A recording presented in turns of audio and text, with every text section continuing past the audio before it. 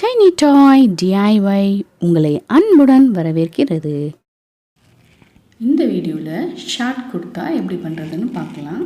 அதுக்காக நான் ஒரு கிளாத் ரெக்டாங்குலராக எடுத்திருக்கேன். 2 கிளாத் தனித்தனியாக எடுத்திருக்கேன். அந்த ஒயிட் டாட்ஸ் நான் ஒயிட்னர் வச்சுருக்கேன் டிசைனுக்காக.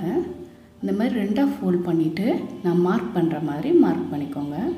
3/4 ஹேண்டுங்கிறதுனால நான் கொஞ்சம் நீளமாக ட்ரா பண்ணியிருக்கேன். இந்த டாட்ஸ் மேலே தான் நம்ம கட் பண்ணி எடுத்துக்கணும். அது தைக்கிறதுக்காக தான் அந்த இடம்.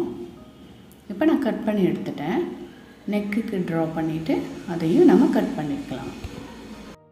இப்போது அதை நேராக எடுத்து போடலாம்.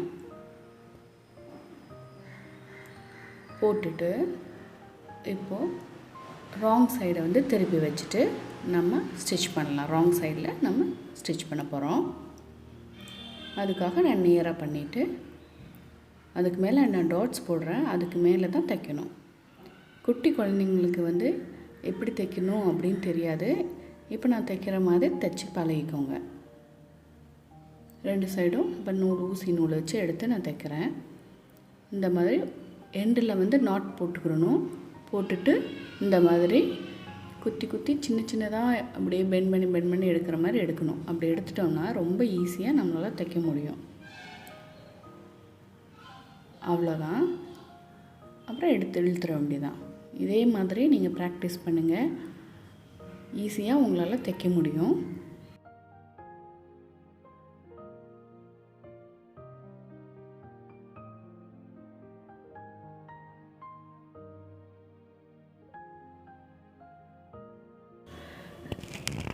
எண்டில் 2-3 தடவை உள்ளே விட்டு எடுத்துடணும். அப்போ தான் அந்த இடத்துல பிரிஞ்சு வராது. எண்டு நாட் இந்த மாதிரி சின்னதாக குத்திட்டு இந்த மாதிரி 4-5 சுற்றிட்டு ஊசி மேலே இப்படி இழுத்துட்டோன்னா நாட் விழுந்துடும். அவ்வளோதான். இது சின்ன பிள்ளைங்களுக்காக நான் சொல்கிறேன். தைக்க தெரிஞ்சவங்க அப்படி நீங்கள் தைச்சிட்டே இருக்கலாம். இந்த ஷோல்டர் கிட்ட இந்த லைன் நான் தைக்க தேவையில்லை. ஒரே சிங்கிள் கிளாத்தாக எடுத்திருந்தேன். நான் 2 கிளாத் எடுத்திருந்தேன். அதனால தான் இந்த இடத்துல தைக்க வேண்டியதாக இருக்குது. இல்லைன்னா இந்த இடத்துல தைக்க வேண்டாம். ஒரே ஃபோல்டாக ரெக்டாங்குலாக வச்சு நீங்கள் பண்ணியிருந்தீங்கன்னா இந்த ஸ்டிச் தேவையில்லை. இப்போது ஒரு சைடு தைச்சாச்சு. இன்னொரு சைடும் இதே மாதிரியே நான் தைச்சி எடுத்துக்கிறேன்.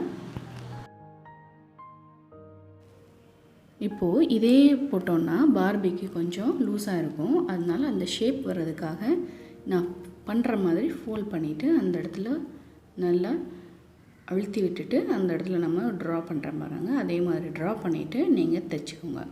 இப்படி தான் யூஸ்வலாக குர்தாஸ் எல்லாம் தைப்பாங்க பெருசாகவும். அதே மாதிரி 2 சைடும். இது ஃப்ரண்ட் சைடு நான் இது மாதிரி தைச்சிக்கிறேன். இதே மாதிரி பேக் சைடும் பண்ணிவிட்டு நான் தைச்சி எடுத்துக்கிறேன்.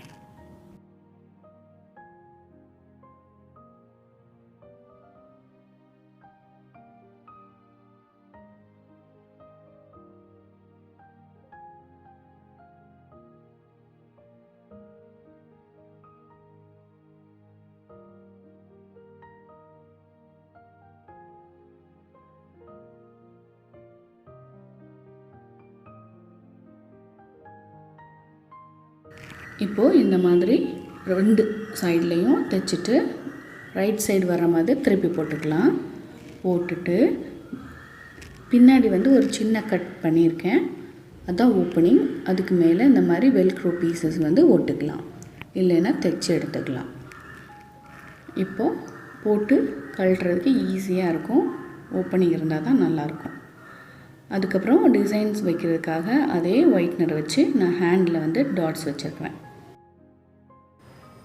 இப்போது அழகான ஷார்ட் குர்த்தா பார்பிக்கு ரெடி ஆயிடுச்சு.